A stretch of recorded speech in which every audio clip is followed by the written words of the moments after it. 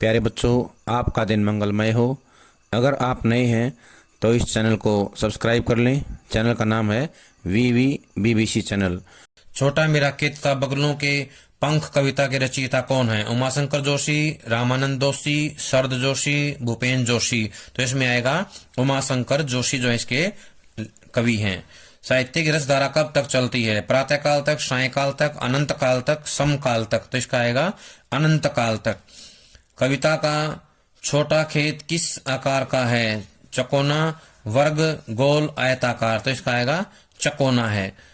कवि ने अभिव्यक्ति रूपी बीज किस पर बोया है? गमले में, कागज पर, क्यारी में, खेत पर। तो आएगा कागज पर। रस का पात्र कैसा है? अक्षय, कमजोर, नीरस, रसीला। तो इसका आएगा अक्षय है। छोटा मेरा खेत कविता में कवि ने अपने खेत में कौन सा बीज बोया है? दान रूपी बीज, विचार रूपी बीज, प्रेम रूपी बीज, शब्द रूपी बीज। तो इसका आएगा शब्द रूपी बीज बोया है। आकाश में किसकी पंक्ति की सुंदरता का चित्रण किया गया है? बगलों, हंसों, बतखों, कबूतरों। तो इसका आएगा बगलों की सुंदरता का वर्णन किया गया है। कागज रूपी खेत पर कैसे अंकुर फूटते हैं? वाक्य रूपी अंकुर, अक्षर रूपी अंकुर, पदबंध रूपी अंकुर, शब्द रूपी अंकुर। तो आएगा इसका शब्द रूपी अंकुर फूटते हैं। बगलों के पंखों का रंग कैसा है? मटमैला, सफेद, काला, नीला। तो आएगा सफेद। वह कौन सी फसल है जो लुटते रहने से जरा भी कम नहीं होती? गेहूं की फसल, साहित्य की फसल, बाजरे की फसल, गवार की फसल। तो आएगा साहित्य की फसल इसका उत्तर। कवि ने अभिव्यक्ति रूपी बीज किस पर बोया है? कागज के पन्ने पर, आंगन, खेत में, छत पर। तो इसका आएगा कागज के पन्ने पर।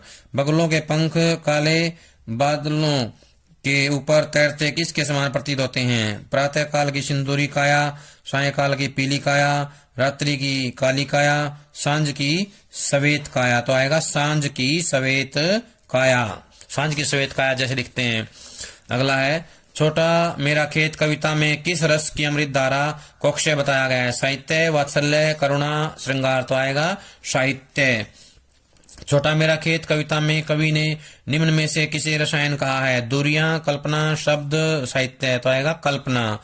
कागज का पन्ना के लिए कवि ने क्या उपमान दिया है? चकोना खेत, बीज, रस का अक्षय पात्र, अनाज का भंडार। तो आएगा चकोना खेत।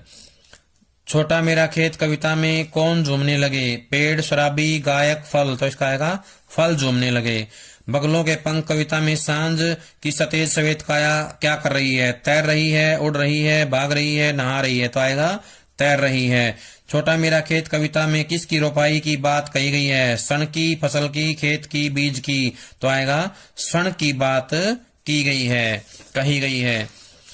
तैरती सांझ की काया कैसी है? निस्तेज श्याम, प्रफुल्लित पीली, लालिमायुक्त लाल, सतेज सवेत। तो आएगा सतेज सवेत।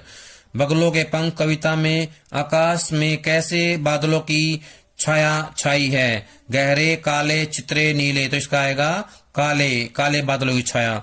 बगलों का कौन सा सौंदर्य अपने आकर्षण में बांध रहा है? काया रूपी सौंदर्य, माया रूपी सौंदर्य, रूप रूपी सौंदर्य, पंक्तिबद्ध सौंदर्य। तो आएगा पंक्तिबद्ध सौंदर्य।